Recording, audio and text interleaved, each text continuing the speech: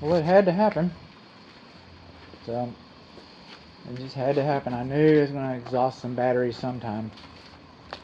I'm not sure exactly where it left off, so I'm going to come back here and start with the smaller east garage and kind of blow past that because I'm pretty sure. But the casement around both the garage car entry openings should be sealed. And then the light fixtures, the exposed light fixtures, they should be sealed to help prevent moisture infiltration into the wall system. I mentioned that around this turret, the rain gutter drains directly onto the roof covering.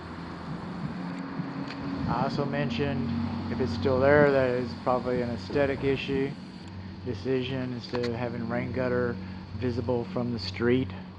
The curb appeal. Exterior light fixtures should be sealed. Now this is interesting because we're inside the front portico. We have a lintel.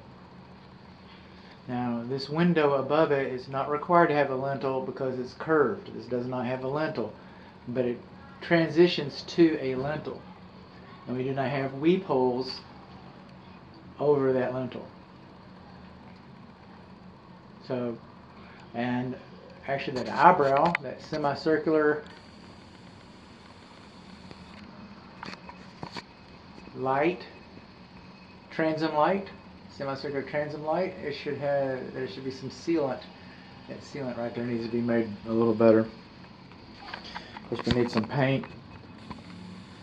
I just got a feeling that there's a lot of paint that needs to be done on this home. It's expected to be done. See, it's okay to put weep holes inside the portico. So that tells me, and this doorbell should be sealed. Should be sealed. I hear it.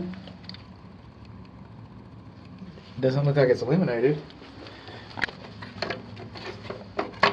Going along.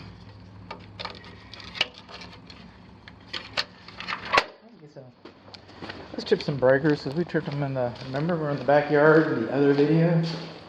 Remember the other video? We're still there?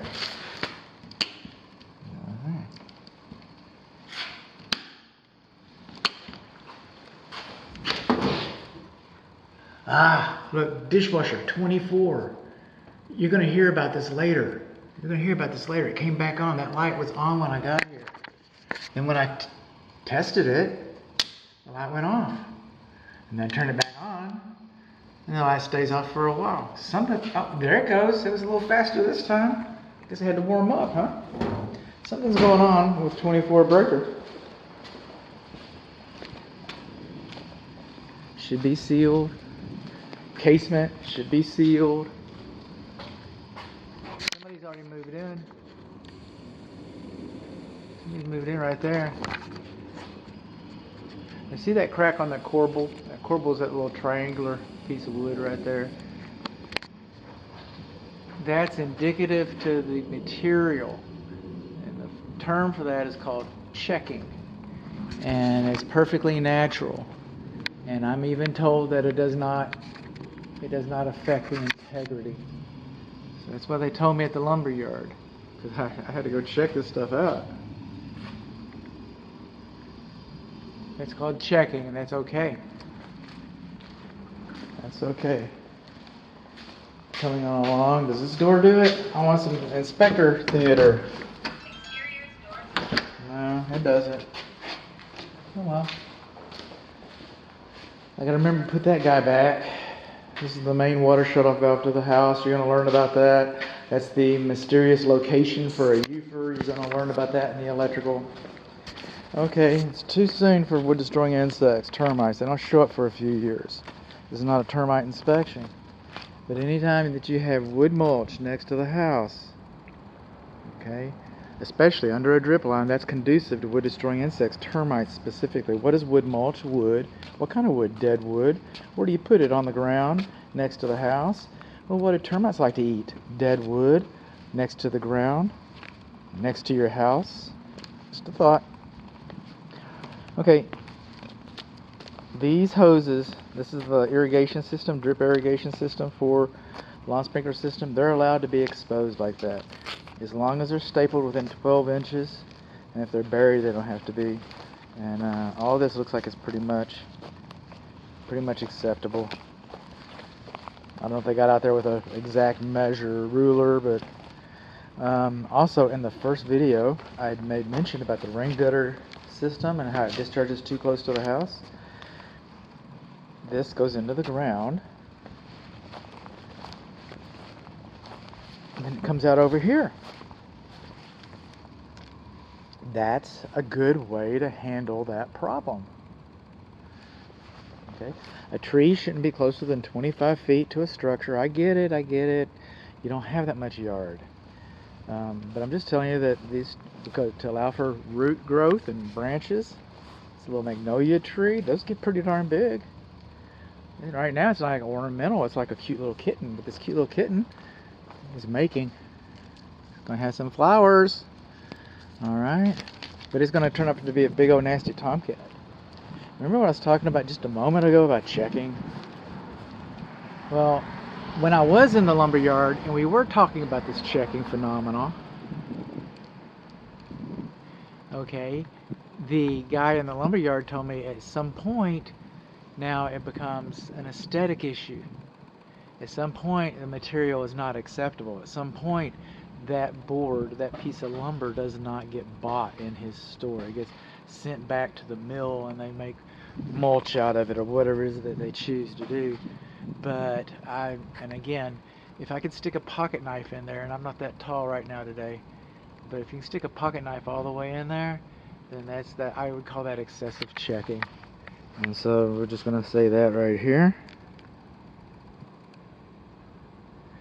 Excessive checking on the garage north wall east lintel.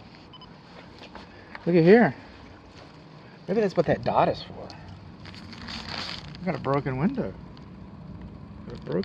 Just as big as day right there.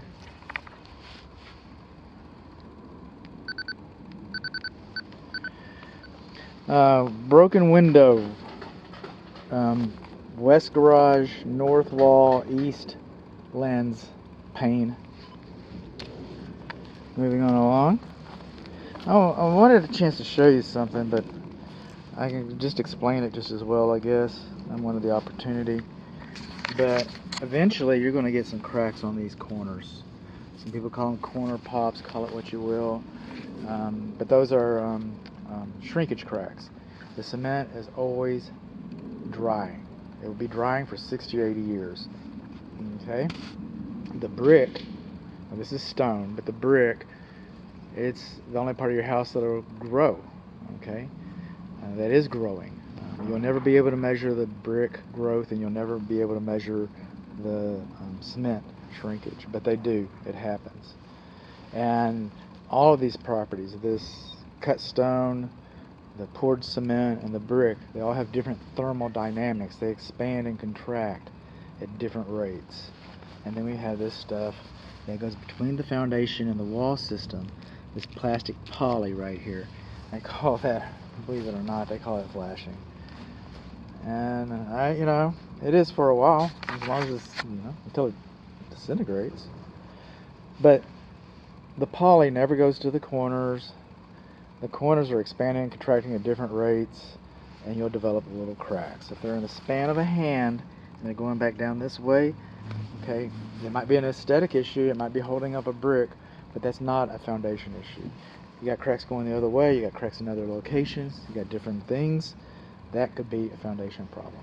This ground's kind of squishy too. Hear that? Just like the other video. Squish, squish, squish. Moving on along. Oh, look, somebody left a stick here. Huh. Look at that. Well, this water is. See that? Looks like it's kind of level to me. Okay. Now, I'm not here to cause fights, hate, and animosity. It's just a byproduct of my job sometimes. But what happens is the builder will several builders have told my clients that if this doesn't dry up in 48 hours, they consider that a problem. Really? It's supposed to run off. It's not supposed to wait 48 hours for it to dry. See how close these buildings are to each other? You're not going to get a lot of sun. This might be the west wall. You think you're going to get a lot of west sun? No, you're not. All right? And so then they'll tell my client, have told my clients, they say, well, you know, if it doesn't correct itself, let's just give it some months for everything to get rolled and settled and all that stuff. And then, you know, we'll make it right. We'll make it right. And making it right is putting a drain system on both sides of this house, taking the water out that direction. What happens is that a lot of my clients, most everybody, most regular folk develop what I call as a cave mentality. You work real hard all day long. You come home, you know, you just want to leave the world behind and you go inside your cave. And that's what you do. You might enjoy your patio a little bit and that walkway out there, but you're really not going to hang out next to your air conditioning systems. You're just not going to do that. And you're going to forget about it. And it seems like it would be practical for the builder to bank on you forgetting about it. So what happens is that, you know, one or two people around here, maybe you, complains about it and gets it fixed. But all these other people didn't, and the builder saved all that money. And I don't blame them. They don't make that much profit on a house. You'd be surprised what their profit margin is. Houses are expensive. So the builder saved the money. So what happens then? Let's fast forward 5 years later. I'm inspecting houses at 5 years old. And I come over here and I say, wow, man, look at this. Water's all over here. Look at this. And then the sellers, you know, are begging me to, you know, please, you know, their eyes, I can see it in their eyes. They're going like, it was like that when we bought it. I go, I know that. House is only 5 years old. You're selling it. It's got this. Now, as far as code addresses the drainage coming from the house, and it's fine. But this is a health safety issue.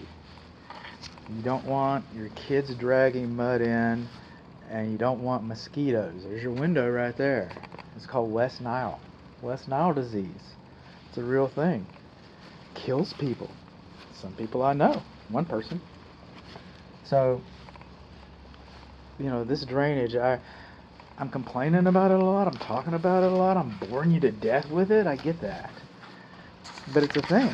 And this is not going to go away. And it's not just your home. It's your home investment. So you're going to, you know, you're going to live with mosquitoes for 5 years and then try to sell this and fix this for somebody else. And the builder's going to be long gone. He's not going to be anywhere in sight. Ha, ha, ha, ha.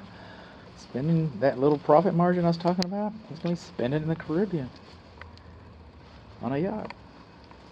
Maybe rented, but still, maybe not. Okay, here's the windows. Windows still need to be sealed. Still got the weeps. What room is this? Some room, but it isn't room. Moving along. Second air conditioning unit. Second water heater. We're talking about that in a little bit. Schrader valve and the insulation. Coming on along.